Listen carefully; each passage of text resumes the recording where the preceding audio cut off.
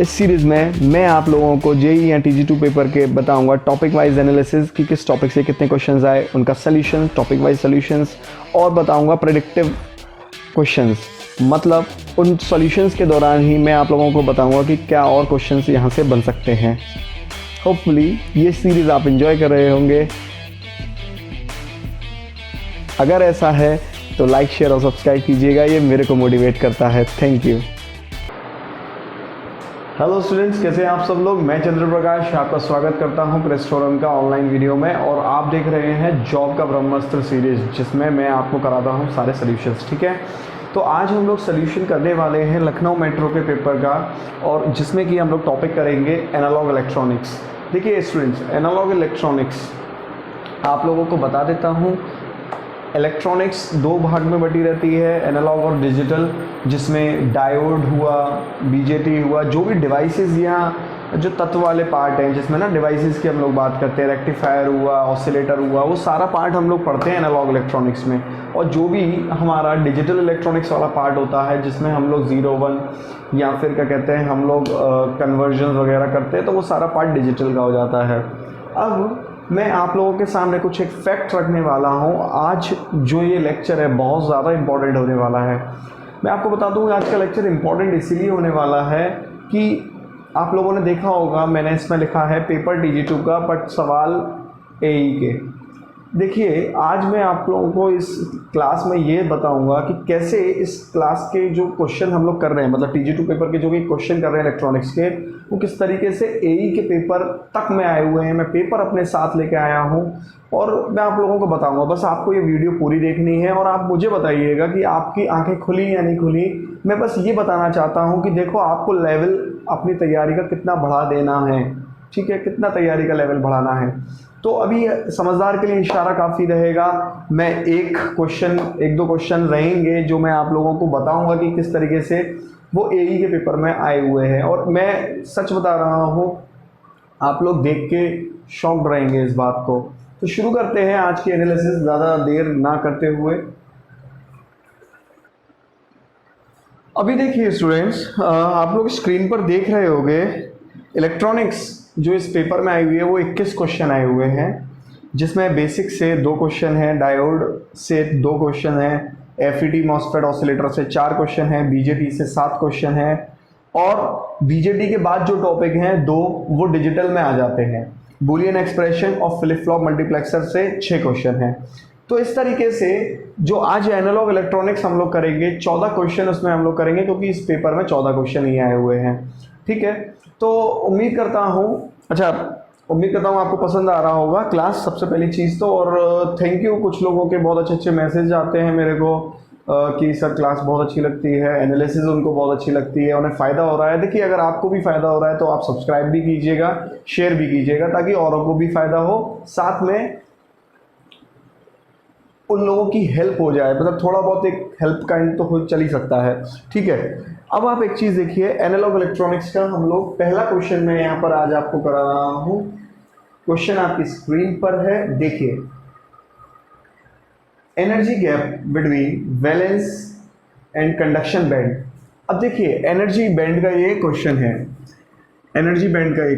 अब देखिए energy band का जो ये क्वेश्चन है, इससे जुड़ा हुआ मैं सबसे पहले आपको ये क्वेश्चन मैं करवाता हूँ। इससे जुड़े हुए पहले कुछ बातें बता देता हूँ, फिर मैं इस क्वेश्चन को करवाऊंगा और उस क्वेश्चन से रिलेटेड और कोई क्वेश्चन करवाऊंगा। ठीक है, अब आप एक चीज़ देखिए, एनर्जी बैंड ये तो अपने आप में बहुत अच्छा खासा बड़ा टॉपिक है। ठीक है, तो आप जब भी ये लेक्चर देख रहे होगे, एक बार प्लेलिस्ट में जरूर जाके देख लीजिएगा। प्लेलिस्ट में इलेक्ट्रॉनिक्स में मैं एनर्जी बैंड का फुल लेक्चर भी डाल दूंगा डिटेल में, आप देख लीजिएगा। मैं तो क्या कहते हैं, मतलब कुछ टाइम में रहते डाल ही दूंगा, बट आप जब भी देख रहे हो एक बार चेक कर लीजिएगा, क्या पता हो सकता है वहाँ डल चुका हो। ठीक है, तो एनर्जी बैंड के लिए मैं अभी तो सवाल के लिए एक छोटी सी चीज़ बता के चल रहा हूँ। देखिए, 3 तरीके के एनर्जी बैंड होते हैं, कंडक्शन बैंड, वैलेंस बैंड, और बीच में एक एनर्जी गैप होता है।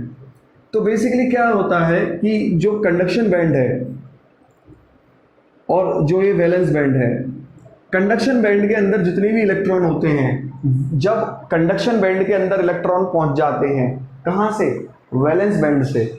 वैलेंस बैंड से जब कंडक्शन बैंड पर इलेक्ट्रॉन पहुंच जाते हैं, तो वो इलेक्ट्रॉन रिस्पॉन्सिबल हो जाते हैं चालकता के लिए, कंडक्टिविटी के लिए। मतलब अगर कहीं पे करंट बह रहा है, किसी पदार्थ में, किसी मटेरियल में करंट बह रहा है, तो वो करंट बह रहा है वो इस वजह से बह रहा है क्योंकि उस पदार्थ के जो कंडक्शन बैंड के अंदर इलेक्ट्रॉन हैं वो उसके लिए जिम्मेदार हैं। मतलब कंडक्शन बैंड के अंदर इलेक्ट्रॉन रहे होंगे इसीलिए ये करंट बह पा रहा है। कंडक्शन बैंड के अंदर इलेक्ट्रॉन रहे होंगे इसीलिए ये करंट बह पा रहा है। किसी लकड़ी में करंट क्यों नहीं बहते? क्योंकि उसके शायद कंडक्शन बैंड में इलेक्ट्रॉन नहीं पहुंच पाते। या माइका में क्यों नहीं करंट बहता? क्योंकि उसके कंडक्शन बैंड में कोई इलेक्ट्रॉन रहता ही नहीं है और वो इलेक्ट्रॉन वहां पहुंच ही नहीं पाता है। वैलेंस बैंड में से इलेक्ट्रॉन पहुंच नहीं पाता है कंडक्शन बैंड में। अब आप एक चीज समझिए, आप ही से मैं एक एग्जांपल लेता हूं, आप ही लोगों के अमन कुछ बच्चे होंगे जिन लोगों पर ज़्यादा मेहनत करनी पड़ती है सिलेक्शन के लिए, कुछों पे कम मेहनत करनी पड़ती है सिलेक्शन के लिए। तो आप लोग एक चीज़ सोचिए, वही सेम चीज़, सब लोग अभी वैलेंस बैंड में है, मतलब अभी किसी के पास जॉब नहीं है, या अब जब वो उतना जोर लगा दें कि वो जॉब पा जाएंगे और मस्ती से रह सकते हैं, मतलब इतना जोर लगा दें तो वो नौकरी पा जाएंगे कहीं ना कहीं। वो जोर कितना है वही तय करता है कि कौन सिलेक्शन लेगा कौन नहीं लेगा। कहने का सीधा सा तात्पर्य इतना है कि हर वैलेंस बैंड में, वैलेंस बैंड के अंदर कौन से इलेक्ट्रॉन होते हैं? किसी भी परमाणु में जो आउटर कक्ष में बाहरी कक्ष में जो इलेक्ट्रॉन होते हैं वो सारे वैलेंस बैंड में होते हैं। बट वैलेंस बैंड का एक बात तो तय है कि वैलेंस बैंड हमेशा कुछ ना कुछ इलेक्ट्रॉनों के साथ भरा रहेगा। देखो हर एक बात पे एक क्वेश्चन आता है, मतलब वैलेंस बैंड में कहीं ना कहीं हमेशा या तो ये अधूरा भरा होगा, पार्शियली फिल्ड होगा, या फिर कंप्लीटली फिल्ड होगा। भाई सीधी सी बात है कि इलेक्ट्रॉन जो है बाहरी कक्ष में एक तो होगा, कम से कम मिनिमम एक तो होगा, एक से तो कम क्या ही होगा। ठीक है, आप जैसे हाइड्रोजन है, उसका परमाणु क्रमांक 1 है तो उसके आउटर कक्ष में भी 1 है और परमाणु क्रमांक भी 1 है, तो इसे 1 से कम तो नहीं हो सकता। या फिर ज्यादा से ज्यादा अगर मान लीजिए सोडियम है, मान लीजिए 281 11 होता है सोडियम का, तो 281 हो गया, तो आखिरी कक्ष में 1 है। तो इस तरीके से हमारा आखिरी कक्ष में कुछ ना कुछ तो इलेक्ट्रॉन होंगे और कुछ ना कुछ होंगे या फिर पूरा पूरा भरा हुआ होगा। इसका मतलब वैलेंस बैंड में जो इलेक्ट्रॉन होते हैं, वैलेंस बैंड हमेशा कहीं ना कहीं कुछ ना कुछ इलेक्ट्रॉन्स को अपने अंदर लेके रखता है। अब क्या वो इलेक्ट्रॉन कंडक्शन में पार्टिसिपेट करेंगे, ये तय करेगा कि कितने इलेक्ट्रॉन वैलेंस बैंड से कंडक्शन बैंड में पहुंच जाएंगे। उसे पहुंचाने के लिए हमको लगानी पड़ती है एक ऊर्जा। जैसे आप भी अभी नॉट सिलेक्टेड हैं, नॉट सिलेक्टेड जो लोग हैं वो अगर सिलेक्शन चाहिए तो उनको एक ऊर्जा एक्स्ट्रा देनी पड़ेगी और वो सिलेक्ट हो जाएंगे। तो किसमें कितनी ऊर्जा देनी है वो चीज़ यहाँ पर सवाल पूछी गई है, और वो जो ऊर्जा तय करेगा वो तय करेगा एनर्जी गैप। एनर्जी गैप तय करेगा कि कितनी ऊर्जा देनी है। अब आप एक चीज देखिए कि किस तरीके से कंडक्टर के लिए, चालक के लिए जो एनर्जी गैप बनता है कंडक्शन बैंड और वैलेंस बैंड के बीच, कंडक्टर के लिए वो बनता ही नहीं है, वो आपस में ओवरलैप्ड रहता है। मतलब वैलेंस बैंड और कंडक्शन बैंड वो आपस में एक दूसरे से मर्ज्ड रहते हैं, दोनों ओवरलैप्ड रहते हैं। तो यहाँ तो ये समझ लीजिए कि आमूमन तौर पे ही वैलेंस बैंड के इलेक्ट्रॉन काफी हद तक कंडक्शन बैंड में अपने आप चले जाते हैं। और सोचो जब बिना ऊर्जा दिए चले गए तो ऊर्जा देके तो बहुत सारे ही चले जाएंगे। तो यहाँ ओवरलैप्ड रहती है, तो यहाँ पर जो एनर्जी गैप है वो एनर्जी गैप रहता ही नहीं है। एनर्जी बैंड तो यहाँ जो कंडक्टर का एनर्जी बैंड है उसमें गैप रहता ही नहीं है। ठीक है, अब बात करते हैं इसकी इंसुलेटर की बात कर लेते हैं। इंसुलेटर में क्या रहता है? देखिए इंसुलेटर के बीच में बहुत बड़ा गैप होता है वैलेंस बैंड और कंडक्शन बैंड के बीच में। तो जो ये गैप है इससे क्या होता है, जो यहाँ के इलेक्ट्रॉन है वैलेंस बैंड के, अब वो कंडक्शन बैंड में जाने के लिए बहुत ज़्यादा ऊर्जा ले लेंगे, और वो जो ऊर्जा होती है वो ग्रेटर देन 5 इलेक्ट्रॉन वोल्ट होती है या इक्वल टू 5 इलेक्ट्रॉन वोल्ट होती है। कुछ कुछ बुकों में ये 3 भी दे रखा रहता है। ठीक है, तो ये चीज़ आपको ध्यान से यहाँ पर देखना पड़ेगा। वैसे 5 इज द राइट आंसर, काफ़ी हद तक आपने 5 ही लगाना है।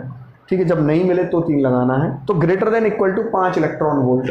अब आप एक चीज़ मैं यहाँ पर और बता देता हूँ, 1 इलेक्ट्रॉन वोल्ट जो है वो बराबर होता है 1.6 इंटू 10⁻⁻19 जूल के। तो जो एक इलेक्ट्रॉन वोल्ट एनर्जी होती है अगर उसको जूल में देखा जाए तो 1.6 इंटू 10⁻⁻19 जूल होती है एक इलेक्ट्रॉन वोल्ट एनर्जी जो होती है। तो यहाँ पर वैलेंस बैंड से कंडक्शन बैंड के लिए अगर इलेक्ट्रॉन पहुँचाने हैं तो कितनी आपने एनर्जी देनी है, 5 इलेक्ट्रॉन वोल्ट से ग्रेटर एनर्जी देनी है। और बात करते हैं सेमीकंडक्टर की, जो कि इस सवाल का क्वेश्चन है, मतलब सॉरी इस पेपर का क्वेश्चन है। उसने पूछा है कि कितना वैलेंस बैंड एनर्जी गैप रहता है वैलेंस बैंड में और कंडक्शन बैंड के बीच सेमीकंडक्टर में। ठीक है, अब आप एक चीज़ देखिए, सेमीकंडक्टर की बात करें तो यहाँ पर सेमीकंडक्टर का जो कंडक्शन बैंड है और वैलेंस बैंड है, इसके बीच में जो गैप रहता है वो लगभग 1 इलेक्ट्रॉन वोल्ट के बराबर रहता है। मतलब बहुत ज़्यादा एनर्जी गैप नहीं रहता। मतलब खुद देखिए कि हमें जो इलेक्ट्रॉन को यहाँ पर बल देना पड़ेगा वो कहीं ना कहीं कितना देना पड़ेगा, जो इलेक्ट्रॉन को यहाँ बल देना पड़ेगा कंडक्शन बैंड में पहुँचाने के लिए, वो कहीं ना कहीं देखिए यहाँ तो देना ही नहीं पड़ता और यहाँ बहुत ज़्यादा देना पड़ता है। तो इसका मतलब कहीं ना कहीं इन दोनों के बीच में कहीं ना कहीं ऊर्जा हमें देनी पड़ेगी। किसमें, सेमीकंडक्टर में। मतलब सेमीकंडक्टर में जो हमें एनर्जी देनी पड़ेगी वो कहीं ना कहीं क्या होगी, जो सेमीकंडक्टर में हम एनर्जी देंगे वो एनर्जी कहीं ना कहीं कंडक्टर से ज़्यादा होगी और इंसुलेटर से काफ़ी कम होगी। इसीलिए यहाँ पर अगर इतनी ऊर्जा मिल जाए तो ये यहाँ चले जाते हैं कंडक्शन बैंड में इलेक्ट्रॉन और कंडक्शन शुरू कर देते हैं। अब आप खुद सोचिए यहीं से, तो पहली चीज़ तो यहाँ पर ये आंसर हो गया आपका 4th ऑप्शन। अब मैं थोड़ी 1-2 बात और बता देता हूँ, अगर पूछने वाली बात ये पूछेगा तो क्वेश्चन में। देखिए वो ज़्यादा से ज़्यादा, अब आप खुद एक चीज़ सोचिए कि यहाँ पहले से ही मौजूद रहते हैं, क्योंकि यहाँ आपस में ओवरलैप्ड है, पहले से ही ओवरलैप्ड है, तो हमें ज़्यादा मेहनत करने की ज़रूरत ही नहीं है। वो पहले से ही यहाँ के इलेक्ट्रॉन वहाँ पहुँच जाएंगे। सिंपल है कहानी, बहुत ज़्यादा। तो आप खुद देखिए कि अगर यहाँ पर हम टेम्परेचर बढ़ाएंगे, मतलब ऊर्जा देंगे, मैंने आपको पहले ही बोला हुआ है कि ऊर्जा माने टेम्परेचर होता है, वोल्टेज होता है, इलेक्ट्रिक फील्ड के रूप में ऊर्जा दी जाती है, तो इनकी फॉर्म में ऊर्जा दी जाती है। तो टेम्परेचर बढ़ाएंगे तो और बहुत सारे इलेक्ट्रॉन यहाँ चले जाएंगे।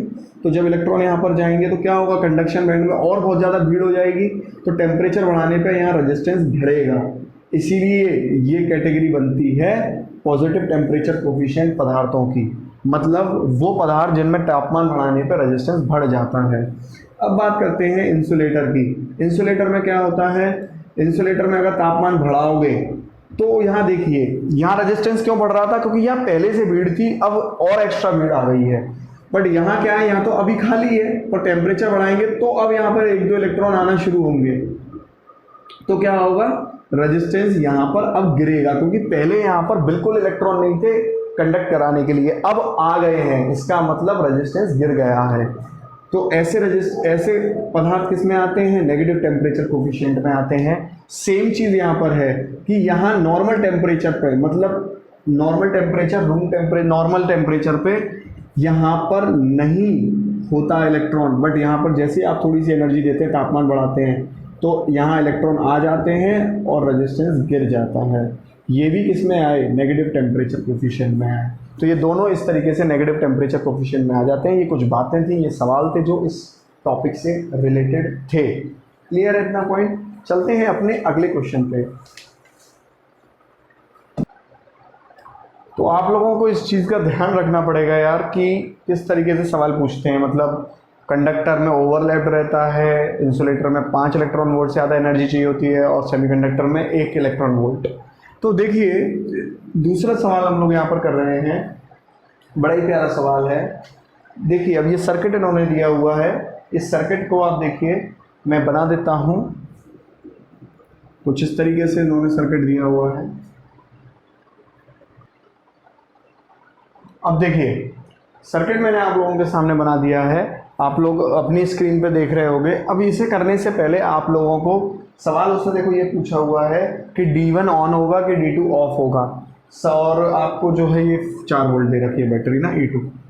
अभी देखिए बैटरी, ये सर्किट को सॉल्व करने के लिए कि कौन सा डायोड फॉरवर्ड वाइज होगा, कौन सा रिवर्स वाइज होगा, आपको पहले फॉरवर्ड वाइज और रिवर्स वाइज क्लियर होना चाहिए। फॉरवर्ड वाइज में अभी आप एक चीज़ देखिए कि कोई भी डायोड होता है, ये इसका एनोड होता है, ये इसका कैथोड होता है। बट जब हम बात करेंगे फॉरवर्ड वाइज की, तो देखिए एनोड कनेक्ट रहता है पॉजिटिव से और कैथोड कनेक्ट रहता है नेगेटिव से, तो यहाँ पॉजिटिव होना चाहिए या नेगेटिव होना चाहिए फॉरवर्ड वाइज के लिए। और अगर रिवर्स वाइज के लिए मैं बात करूँ तो रिवर्स वाइज के लिए बिल्कुल ठीक उल्टा यार, बस एनोड पे रहेगा क्या, यहाँ पर एनोड पर आप डाल दीजिए नेगेटिव और कैथोड पर डाल दीजिए आप पॉजिटिव, तो ये हो जाएगा फॉरवर्ड वाइज। फिर दूसरी चीज़ आपने जो ध्यान रखनी है, फॉरवर्ड वाइज में डायोड काम करता है शॉर्ट सर्किट की तरह, ये शॉर्ट सर्किट की तरह काम करता है, ये शॉर्ट सर्किट हो जाता है। और रिवर्स वाइज में यही डायोड काम करता है ओपन सर्किट की तरह, ये खुल जाता है सर्किट, ठीक है। तो अभी आप देख सकते हैं कि किस तरीके से इस डायग्राम में इस डायोड को देखो, एक बार में एक डायोड उठा लोगे तो टेंशन नहीं होगी। अब आप देखो ये डायोड है D1, इस D1 डायोड पे यहाँ पर क्या लगा है 24 वोल्ट। अब मैं एक एक करके दिखा रहा हूँ, देखो D1 डायोड पे यहाँ पर आपको लगा है 24 वोल्ट और इस D1 डायोड पे यहाँ क्या लगा हुआ है 4 वोल्ट। अब आप इसका मतलब क्या हुआ कि ये एनोड है ये कैथोड है, ये एनोड पर प्लस 24 वोल्ट है, यहाँ प्लस 4 वोल्ट है। आप कहेंगे सर ये दोनों प्लस है, मेरे भाई यहाँ पर मैंने क्या लिखा हुआ है, ये प्लस होगा ये माइनस होगा। देखो माइनस और प्लस का मतलब इतना है कि ये ज़्यादा होगा ये कम होगा इसके रिस्पेक्ट में, तो ये 24 ज़्यादा प्लस है और इसके रिस्पेक्ट में ये कम है माइनस में माना जाएगा, इसके रिस्पेक्ट में बोल रहा हूँ मैं आपसे पहले ही। तो ये क्या बन जाएगा, ये फॉरवर्ड वाइज हो जाएगा। इसका मतलब D1 डायोड क्या है, फॉरवर्ड वाइज है। अब D2 डायोड को उठा लीजिए, D2 डायोड को उठा लीजिए। D2 डायोड में क्या है, यहाँ 24 वोल्ट दे रहे हैं, ठीक है साहब 24 वोल्ट दे रहे हैं, यहाँ 4 वोल्ट दे रहे हैं। अब आप इस चीज़ को समझिए, रिवर्स वाइज में क्या होता है, यहाँ नेगेटिव देते हैं या पॉजिटिव देते हैं, ठीक है। अब देखो D2 है ये देखिए किस तरीके से, अभी देखिए इन लोगों ने क्या किया हुआ है, यहाँ इन लोगों ने इसको उल्टा बनाया हुआ है और ये उल्टा है, एंटी पैरेलल लगे हुए हैं दोनों। अब यहाँ देखिए आप क्या हो रहा है, इस वाले पोर्शन को देखना खाली, इसको ये जो लाइन है ये जो लाइन है ये जो लाइन है यहाँ पे इसको देखना, इस लाइन से क्या जुड़ा हुआ है, जब इस लाइन से ज़्यादा पॉजिटिव जुड़ेगा तो इसका मतलब ये रिवर्स वाइज हो जाएगा। अब आप इस लाइन को यहाँ पर देख लो, तो यहाँ पर क्या जुड़ रहा है, यहाँ पर ज़्यादा पॉजिटिव जुड़ रहा है और यहाँ पर उससे कम पॉजिटिव है, इसका मतलब नेगेटिव हो जाएगा उसके रिस्पेक्ट में, तो ये क्या हो जाएगा, रिवर्स वाइज हो जाएगा, ओपन सर्किट हो जाएगा। इस बात को मैं दोबारा रिपीट कर देता हूँ, ये जो पॉजिटिव है और ये जो नेगेटिव है ज़रूरी नहीं है आपको वहाँ पर प्लस और माइनस में ही दिया हो। ये प्लस है इसका मतलब इसके संदर्भ में या इसके रिस्पेक्ट में ये ज़्यादा वोल्ट होगा, और ये नेगेटिव है इसका मतलब इसके रिस्पेक्ट में ये कम वोल्टेज होगा। तो आप खुद देखिए ये जो लाइन है डायोड की, इस पर ज़्यादा पॉजिटिव लग रहा है, हाँ भाई ज़्यादा पॉजिटिव लग रहा है, और ये जो इसका पीछे है इस पे नेगेटिव लग रहा है, मतलब कम लग रहा है, हाँ कम लग रहा है, तो ये ओपन सर्किट हो गया, रिवर्स वाइज हो गया। तो आपका ऑप्शन क्या बना, डायोड D2 ऑफ है और डायोड D1 आपका ऑन है। ये आपका सेकंड क्वेश्चन आपका हो जाता है। यहाँ पे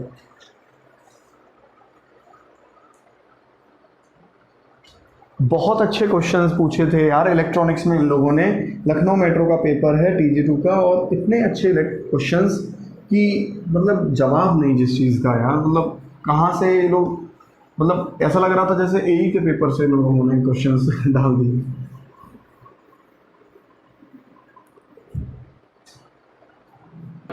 अब देखिए अगले क्वेश्चन में वो क्या कह रहा है कि डायोड जिसके अंदर नकारात्मक प्रतिरोध क्षेत्र है, नेगेटिव रेजिस्टेंस है, कौन सा ऐसा डायोड है जिसका उपयोग हम ऑसिलेटर में करते हैं। अब देखिए इस क्वेश्चन में वो नेगेटिव रेजिस्टेंस के बारे में बात कर रहा है। नेगेटिव रेजिस्टेंस की बात करें तो पहले समझिए नेगेटिव रेजिस्टेंस होता क्या है। देखिए नेगेटिव रेजिस्टेंस के अंदर मतलब कोई भी डिवाइस अगर नेगेटिव रेजिस्टेंस में काम करती है, या कोई भी तत्व या कोई भी एलिमेंट नेगेटिव रेजिस्टेंस में काम करता है, जैसे डायोड है, डायोड अपने आप में एक एलिमेंट है, तत्व है जो कि नेगेटिव रेजिस्टेंस में काम करता है। UJT अपने आप में काम करती है नेगेटिव रेजिस्टेंस में। तो इनमें क्या होता है, नेगेटिव रेजिस्टेंस में काम करने वाली डिवाइसेस में वोल्टेज बढ़ाने पर करंट जो है वो कम हो जाता है, ये होता है नेगेटिव रेजिस्टेंस। क्योंकि अमूमन पॉजिटिव रेजिस्टेंस में जो हमारे एक्चुअली पॉजिटिव रेजिस्टेंस में ही हमारे जो मेजरली काम करते हैं डिवाइसेस, वो सब पॉजिटिव रेजिस्टेंस में करते हैं, जिसमें वोल्टेज बढ़ने पे करंट बढ़ता है। बट नेगेटिव रेजिस्टेंस में ऐसा नहीं होता, नेगेटिव रेजिस्टेंस में वोल्टेज बढ़ने पे करंट कम होता है। खैर, इससे जुड़ी हुई बातें अगर मैं बात बताता हूँ आपको, तो जो नेगेटिव रेजिस्टेंस शो करती हैं डिवाइसेस, पेपर में सवाल वो पूछता है कि कौन कौन सी डिवाइसेस नेगेटिव रेजिस्टेंस शो करती हैं। तो tunnel diode negative resistance show करता है। अब देखिए इस क्वेश्चन में आप देख रहे होंगे टनल डायोड ऑप्शन में है, तो tunnel diode is the right answer. Tunnel diode से जुड़ा एक सवाल और पूछ लिया जाता है कि इसका साइन क्या होता है, सिंबल क्या होता है। तो टनल डायोड का इस तरीके से सिंबल होता है, ये एनोड कैथोड। तो ये एक सवाल बन जाता है। UJT, unipolar junction transistor, unipolar junction transistor, UJT के अंदर नेगेटिव रेजिस्टेंस होता है। एससीआर को ट्रिगर करने के काम आता है यूजेटी। तो एससीआर का जो ट्रिगरिंग सर्किट होता है उसमें यूजेटी काम आता है। तो ये पॉइंट्स आप लोग नोट डाउन कर लीजिए। तो नेगेटिव रेजिस्टेंस से जुड़े हुए ये दो सवाल यहाँ पर बन जाते हैं। चलते हैं अपने अगले क्वेश्चन पे।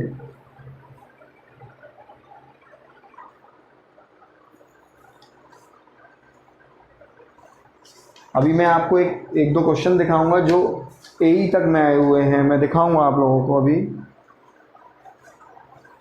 चलिए नेक्स्ट क्वेश्चन है आपका।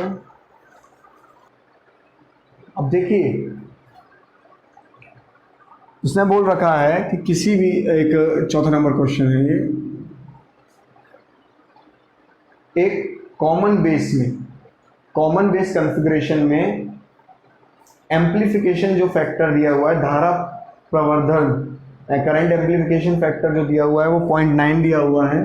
तो सबसे पहले आपको तो ये समझना पड़ेगा कि कॉमन बेस, कॉमन एमिटर और कॉमन कलेक्टर में जो करंट एम्प्लीफिकेशन फैक्टर है वो क्या क्या होते हैं। देखिए ये सवाल अपने आप में डीएमआरसी, जेईओ में या आपके टीजी2 में कई बार पूछा है। कॉमन कलेक्टर में गामा होता है, कॉमन एमिटर में बीटा होता है और कॉमन बेस में अल्फा होता है।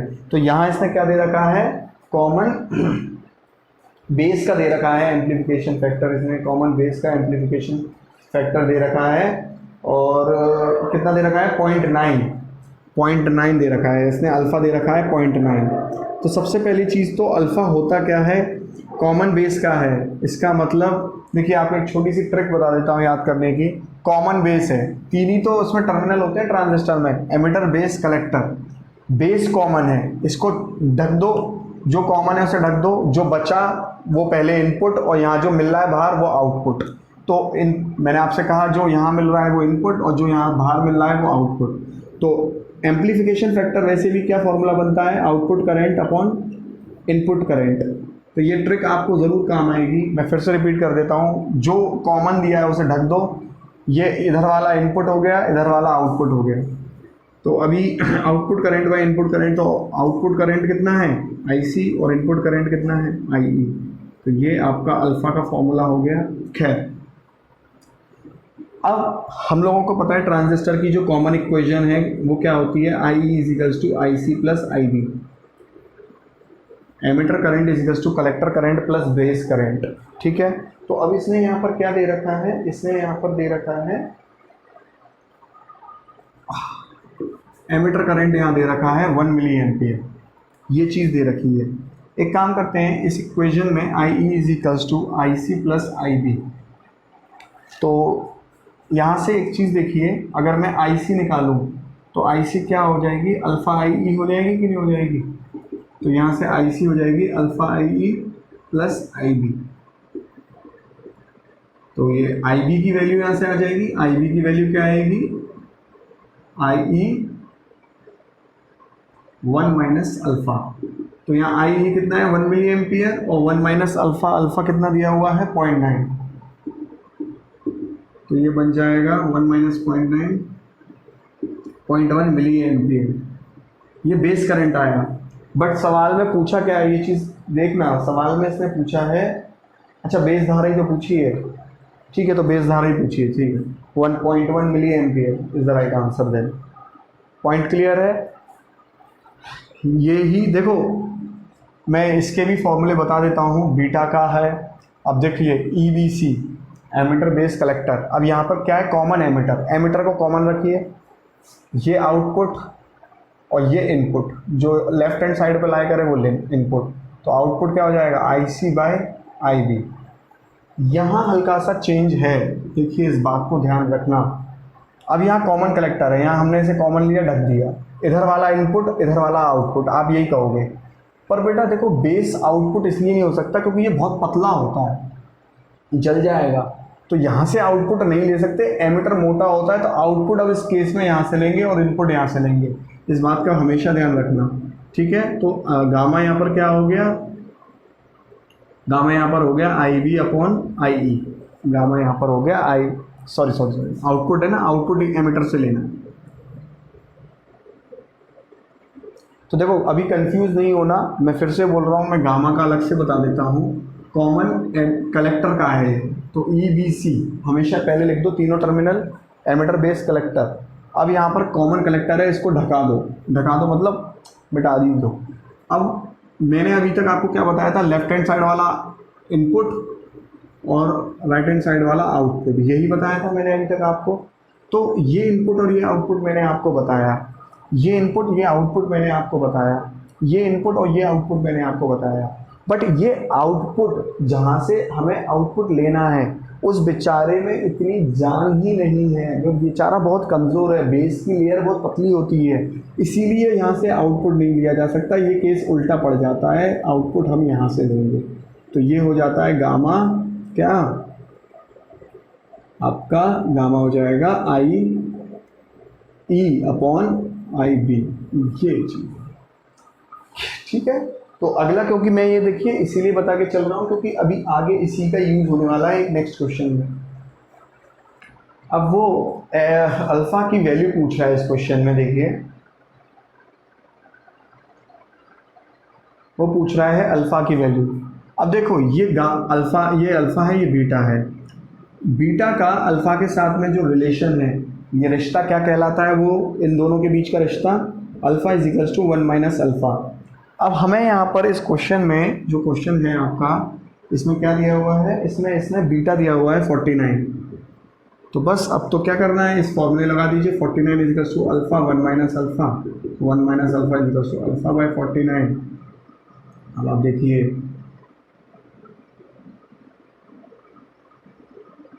49 alpha is equals to alpha, ये हो जाएगा 49 is equals to 50 alpha, alpha क्या हो जाएगा 49 बाय 50।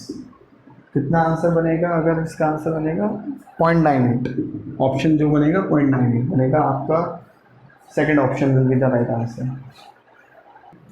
मैं अभी ना डायरेक्ट बस इनके फॉर्मूले अभी मैंने बता तो दिए हैं, बस खाली फॉर्मूले लिख दूँगा आपको ताकि याद रहे। ये अल्फ़ा का मैं लिख देता हूँ, कॉमन बेस का गेन होता है ये, तो आपका कलेक्टर बाय एमीटर, ये आपका बीटा हो गया। कॉमन कलेक्टर का होता है, ये कॉमन बेस का हो गया, ये कॉमन एमीटर का हो गया। अब कॉमन एमीटर में क्या मैंने आपको बताया था, कॉमन एमीटर में क्या बताया था, कॉमन एमीटर में एमीटर को कॉमन कर दो IC बाय IB, और आपका ये कॉमन कलेक्टर की बात करेंगे गामा। कॉमन कलेक्टर में किस तरीके से हो जाएगा, यहाँ उल्टा होता है IE बाय IB, ठीक है। चलिए अब हम लोग इसको आगे लेके चलते हैं। ये सवाल देखिए कितना अच्छा सवाल पूछा हुआ है। देखिए उन्होंने सर्किट दे रखा है किस तरीके से, 800। चलिए ये आपका क्वेश्चन इन्होंने दे रखा है। अब ये पूछ रहा है find the value of IC, ये IC करंट इधर है, ये IC करंट इधर है, ठीक है, इसकी वैल्यू वो पूछ रहा है। अब देखिए बड़ा ही सिंपल हिसाब है, ये जो रजिस्टर है यहाँ का ड्रॉप दे रखा है 0.5, सिंपल ओम्स लॉ से होगा। लोग समझेंगे कि भाई बड़ा भारी इलेक्ट्रॉनिक्स लगने वाली है, नहीं, ये जो यहाँ पर कलेक्टर रेजिस्टेंस जो यहाँ लगा है VC is equals to ICRC। अब देखो मतलब सीधा सा सिंपल है, यहाँ जो वोल्टेज हुआ वो ड्रॉप हुआ, वो ड्रॉप क्या होगा, इस करंट की वजह से हुआ होगा, और यहाँ रेजिस्टेंस कितना है कलेक्टर में 800, तो IC क्या हो जाएगा 0.5 बाय 800। कितना ऑप्शन बैठेगा ये 0.625 मिली एम्पियर, है कि नहीं? कितना आसान है, सिंपल है। देखो ये करंट यहाँ से होकर गुजर रहा है तो यहाँ पर वोल्टेज ड्रॉप होगा और वही वोल्टेज ड्रॉप क्या करवाएगा, ये 0.5 का ड्रॉप करवाएगा। तो जब ये ड्रॉप हमें पता ही है, करंट हमें पता है, रेजिस्टेंस हमें पता है, तो बड़ा आसान है। लगेगा ऐसा जैसे इलेक्ट्रॉनिक्स का कितना बहुत, एक्चुअली एनालॉग इलेक्ट्रॉनिक्स की ये बहुत खासियत है। एनालॉग इलेक्ट्रॉनिक्स आएगी आपको तब तक जब तक आपको बेसिक क्लियर हैं और अदरवाइज नहीं आएगी। तो एनालॉग इलेक्ट्रॉनिक्स के काफ़ी 90% क्वेश्चन केवल बेसिक से क्लियर हो जाते हैं, उसमें इलेक्ट्रॉनिक्स के कोई रूल लगते ही नहीं है। अब जैसे ये इलेक्ट्रॉनिक्स का रूल थोड़ी है, तो सिंपल वोल्टेज ड्रॉप निकाला है, वोल्टेज ओम्स लॉ है, I × R। ये एक बात दिमाग में रखना है। एनालॉग इलेक्ट्रॉनिक्स से कभी भी पेपर में जाओ ना तो ये सवाल आप देखना कि किस तरीके से सवाल, वो 90% सवाल बेसिक से ही क्लियर हो रहे होंगे, मतलब बेसिक फॉर्मूले ही लग रहे होंगे, KVL KCL और ये सब। अभी देखना अभी आप, मैं KVL KCL से ही सॉल्व करूँगा आगे के क्वेश्चन, और बड़े प्यारे क्वेश्चन पूछे हुए हैं, JEE लेवल के क्वेश्चन हैं, और कुछ क्वेश्चन तो पूरे AE लेवल के हैं, इसीलिए बस आप पूरा लेक्चर देखिए। चलिए क्वेश्चन क्या है अभी देखिए।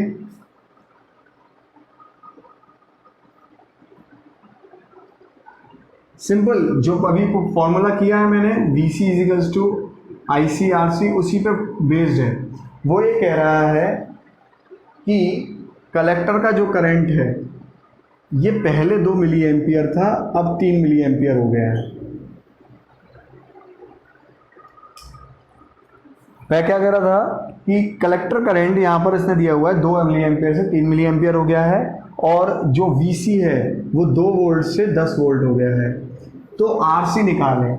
अभी सिंपल ओम्स लॉ क्या कहता था कि रेजिस्टेंस क्या होता है, change in voltage upon change in current. तो सिंपल यहाँ पर चेंज इन वोल्टेज कितना है, 10 - 2 बदलाव वोल्टेज का, और करंट का बदलाव कितना है, 3 - 2 मिली एम्पियर। तो ये कितना हो गया 8, और ये कितना हो गया 1 मिली एम्पियर। तो ये कितना हो गया 8, ये मिली है तो मिली को जाहिर सी बात है आप 10 की पावर, यार आप लोग ना कंफ्यूज हो जाओगे, दोबारा लिख देता हूँ। तो ये कितना हो गया 8000 ओम। तो ऑप्शन है 8 किलो ओम, ऑप्शन है यार, 8 kilo ohm is the right option. हाँ अब है क्वेश्चन बड़ा प्यारा। नेक्स्ट क्वेश्चन, ये बिल्कुल AE का क्वेश्चन है यार, बहुत अच्छा क्वेश्चन है। तो ये अभी ये क्लियर है आपको, ये 8000 ओम माने 8 किलो ओम हो गया है ना।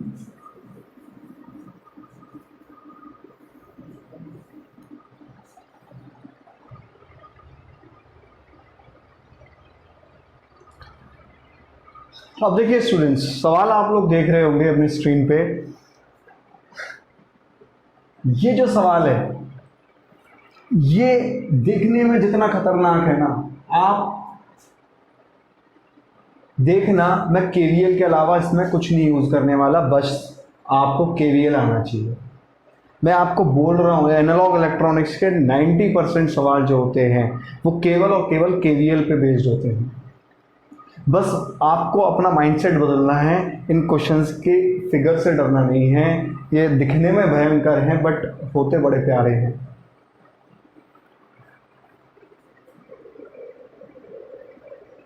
अब देखिए उसने क्वेश्चन में क्या बोला है कि VBB निकालिए, इसको निकालिए वोल्टेज को, यदि ट्रांजिस्टर संतृप्त में है, मतलब VBB का निर्धारण करें ट्रांजिस्टर को संतृप्त में अगर रखा जाता है तो। अब देखिए ट्रांजिस्टर को संतृप्त में रखा जाता है, इसका मतलब हमें VBB निकालना है। अब आप एक चीज़ समझिए, एक काम करते हैं हम लोग कि हम यहाँ से यहाँ तक का KVL लगा देते हैं। मैं क्या कह रहा हूँ, मैं ये KVL की कह रहा हूँ। काम करता हूँ, मैं दूसरा पेन ले लेता हूँ, मैं इस KVL की कह रहा हूँ। यहाँ से यहाँ KVL लगा देते हैं, यहाँ से यहाँ KVL लगाइए, क्या बनेगा प्लस VBB। देखिए KVL आना चाहिए, अभी फिर मैं कुछ नहीं कर पाऊंगा यार, KVL नहीं आता होगा। प्लस VBB ये रेजिस्टेंस की वैल्यू दी हुई है इन्होंने 50 किलो ओम। तो यहाँ से जो करंट जाएगा इन्होंने डायग्राम में देखिए, चलो दिया नहीं है बट ये बेस करंट होगा, जाहिर सी बात है। ये देखो, ये एमीटर है, ये बेस है, ये कलेक्टर है, तो जाहिर सी बात है बेस पर बेस करंट ही आ रहा होगा, ड्रॉप हो रहा होगा I V B R B.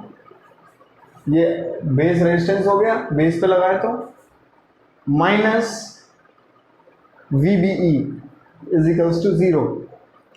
भाई आप इसे लेंगे कि नहीं लेंगे, यहाँ से यहाँ तक का voltage drop V B E हो रहा है 0। अब आप इधर समझिए, V B E base to emitter का जो ड्रॉप होता है सिलिकॉन में, ट्रांजिस्टर में, ये 0.7 होता है वोल्ट, ये ऑटोमेटिक हमको पता है। माइनस आई बी तो अपने को पता ही नहीं है ये करंट कितना है, आर बी चलो एक बार को पता है 50 किलो ओम है, और आई बी नहीं पता अपने को, और वी बी भी निकालना है। इसका मतलब हमें सबसे पहले आई बी निकालना पड़ेगा। अब आई बी कैसे निकालेंगे, देखिए उसने पेपर में आपको क्वेश्चन में बीटा भी दे रखा है, बीटा दे रखा है 200। अभी मैंने बीटा का फॉर्मूला यहाँ पर ये बताया हुआ है, आई सी बाय आई बी होता है। तो यहाँ से आई बी कितना आएगा, आई सी बाय 200। अब इसका मतलब हमें एक चीज़ पता चल गई कि भाई आई सी निकालना पड़ेगा। आई सी देखो, आई सी यहाँ के वी एल लगा के बनेगा, केवल और केवल के वी एल लगा रहा हूँ और कुछ नहीं कर रहा हूँ। चलिए इधर के वी एल लगा दीजिए। अगर आप इधर के वी एल लगाएंगे तो क्या होगा, +10, देखो ये +10 है, माइनस आई सी इंटू 2 किलो। और अब बात आएगी इसके बीच के वोल्टेज ड्रॉप की, मैं पेन बदल देता हूँ, इसके बीच के वोल्टेज ड्रॉप की बात आएगी, कितना होता है कलेक्टर एमीटर के बीच का वोल्टेज ड्रॉप। देखो सवाल में दिया हुआ है ट्रांजिस्टर को संतृप्त में, सैचुरेशन में रखना है। जब भी सैचुरेशन दिया जाए तो इसको 0.2 वोल्ट लेना होता है, इट इज ऑलरेडी डिफाइंड। जब भी ट्रांजिस्टर सैचुरेशन में जाता है उसे 0.2 वोल्ट लेते हैं। अगर वो सैचुरेशन में नहीं जाएगा तो हम को वो क्वेश्चन में देगा कि भाई इतने वोल्टेज का ड्रॉप हुआ है, बट उसने सैचुरेशन बोल दिया। ये ऐसे समझ लीजिए कि उस किसी ने कुछ कहा नहीं और हमने समझ लेना है, बस वही वाली बात है। ये मोहब्बत में अक्सर ऐसे ही होता है ना कि उसने कुछ कहा भी नहीं और हम समझ लिए, तो वही चीज़ है ये 0.2। जब भी सैचुरेशन आएगी 0.2 समझना है आपने, लेना है। तो आप केवीएल पूरा करिए, देखिए +10 माइनस आई सी इंटू 2, और इन दोनों के बीच का यहाँ पे वोल्टेज ड्रॉप 0.2 वोल्ट, और यहाँ तो 0 वोल्ट अर्थिंग का। तो ये कितना हो गया, अगर यहाँ से हम आई सी निकालेंगे तो ये बैठेगा भाई, ये लगभग बैठेगा, ये आइए 9.2/2, ये आपका बैठेगा 4.5 मिली एम्पियर।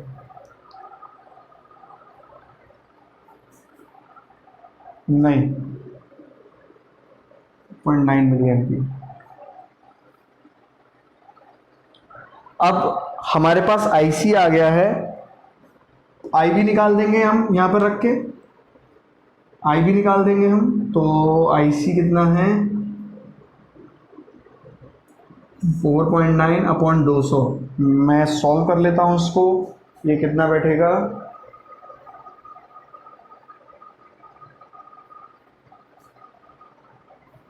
ये बैठेगा 2.45 इंटू 10 की पावर -5, 2.45 इंटू 10 की पावर -5 बैठेगा। अब बस क्या है, ये आई भी यहाँ रख दो, 2.45 इंटू 10 की पावर -5 -0.7 = 0।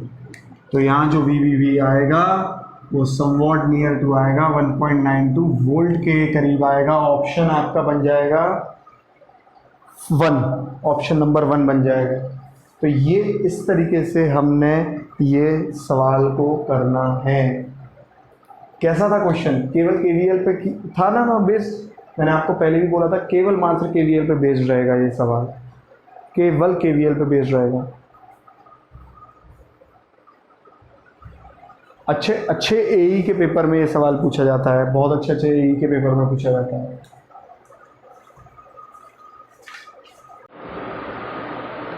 देखिए स्टूडेंट्स, देखिए स्टूडेंट्स, बच्चे जो 6 क्वेश्चन है वो नेक्स्ट पार्ट के मैं अपलोड कर दूंगा, नेक्स्ट वीडियो, नेक्स्ट जो मैं पार्ट बनाऊंगा वो अपलोड कर दूंगा, क्योंकि बहुत ज़्यादा वीडियो लंबा होता जा रहा है। मुझे भी इतना बिलीव नहीं था कि इतना लंबा हो जाएगा, क्योंकि मैं हर एक क्वेश्चन पे आपको और बहुत सारे क्वेश्चन बता के चल रहा हूँ। तो हम लोग जो बच्चे बाकी के एनालॉग इलेक्ट्रॉनिक्स के 6 क्वेश्चन है वो नेक्स्ट पार्ट में हम लोग करेंगे। आप लोग बस जॉब का ब्रह्मास्त्र जो प्लेलिस्ट में जाके सर्च करिएगा, वहाँ पर आपको ये वीडियो मिल जाएगा और जो नेक्स्ट पार्ट होगा वो भी मिल जाएगा। वीडियो थोड़ा लंबा हो रहा था, मुझे भी खुद को बिलीव नहीं हुआ कि इतना लंबा हो जाएगा। तो पर दोनों वीडियोस आपने बहुत इंपॉर्टेंटली देखने हैं। कैसा लगा ये मेरे को प्लीज़ कमेंट में बताइएगा। और जो नेक्स्ट वीडियो है मैं अपलोड कर दूंगा, वो भी, उसमें भी बहुत इंपॉर्टेंट चीज़ें मैं आपको बताऊंगा, तो मिस मत करना, बिल्कुल भी मिस मत करना। मैंने आपको बताया था ना कि मैं आपको क्वेश्चंस दिखाऊंगा, मैं आपको ज़रूर क्वेश्चंस दिखाऊंगा, ठीक है। तो वीडियो लंबा हो रहा था इसीलिए मेरे को नेक्स्ट पार्ट में कन्वर्ट कर देता हूँ। Thank you, have a nice day.